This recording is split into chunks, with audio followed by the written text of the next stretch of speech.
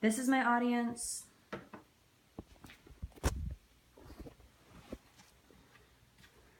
My name is Zach Bagans. I never believed in ghosts until I came face to face with one. So I set out on a quest to capture what I once saw onto video. With no big camera crews following us around, I am joined only by my fellow investigator Nick Groff and our equipment tech Aaron Goodwin. The three of us will travel to some of the most highly active paranormal locations where we will spend an entire night being locked down from dusk until dawn. These are our ghost adventures. This is the opening credits for my favorite TV show, Ghost Adventures. Ghost Adventures is one of the most renowned, prestigious paranormal research shows on television to this day. I will be discussing what Ghost Adventures is, when it started, who it stars, and the research that they have caught over the years. First, I will be telling you a little bit about what Ghost Adventures actually is. Ghost Adventures is a paranormal research show that tries to change people's views on how they view what happens after death. During a lockdown, they usually start from dusk until dawn. That means at 6 p.m. until 6 a.m., they could potentially be locked down in some of the most dangerous places in the world. Not only because of the paranormal, but because of the living conditions that these places possess. Also, here's some of the most highly equipped equipment that they use.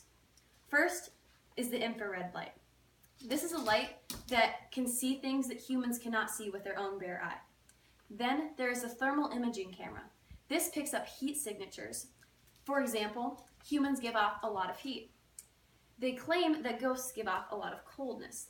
This means that if they find a cold spot that is unexplained or a hot spot that is unexplained, they can then further classify that as paranormal.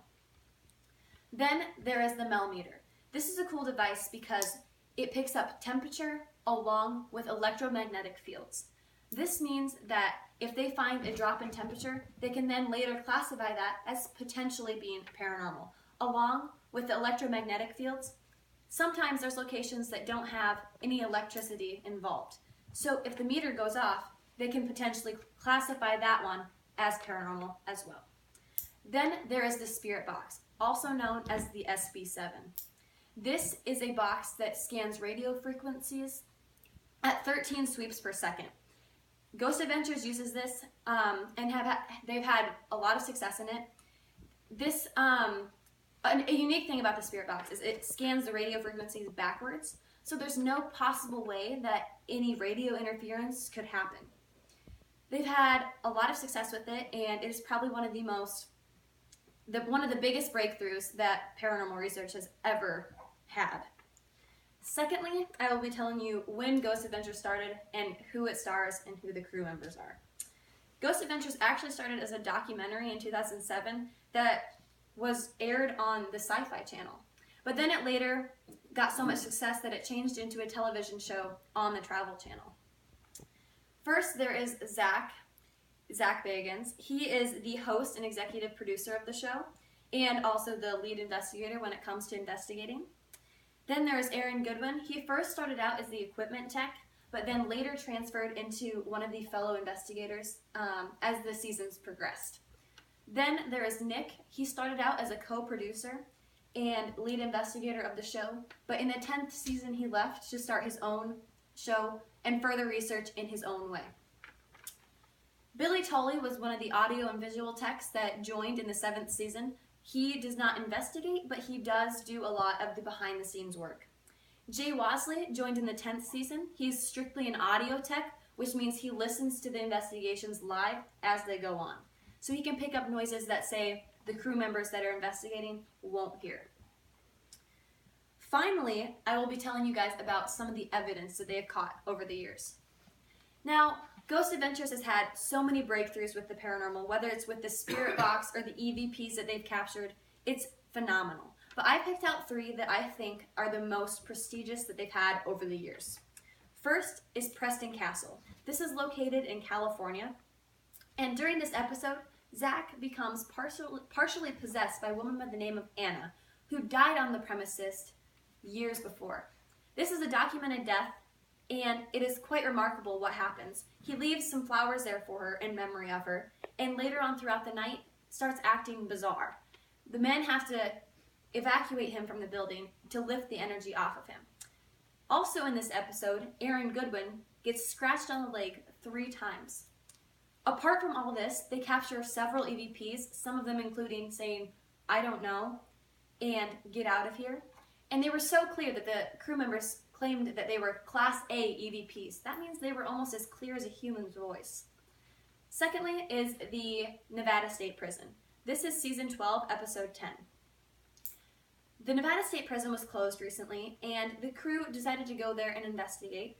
When they interviewed one of the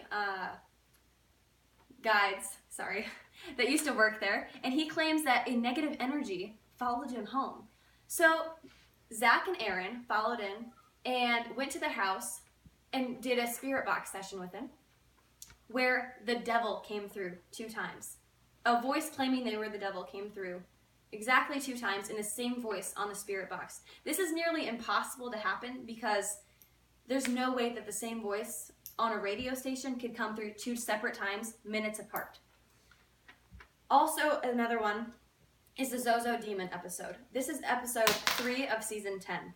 During this episode, the crew travels to Oklahoma City, Oklahoma, and they investigate in a house that claims to be possessed by a demonic entity by the name of Zozo.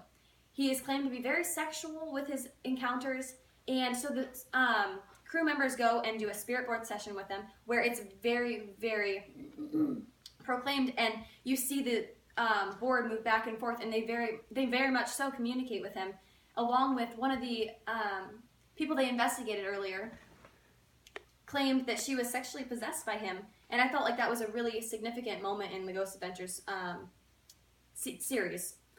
Lastly, to conclude this essay and speech, Ghost Adventures is one of the best paranormal research shows that has ever been televised.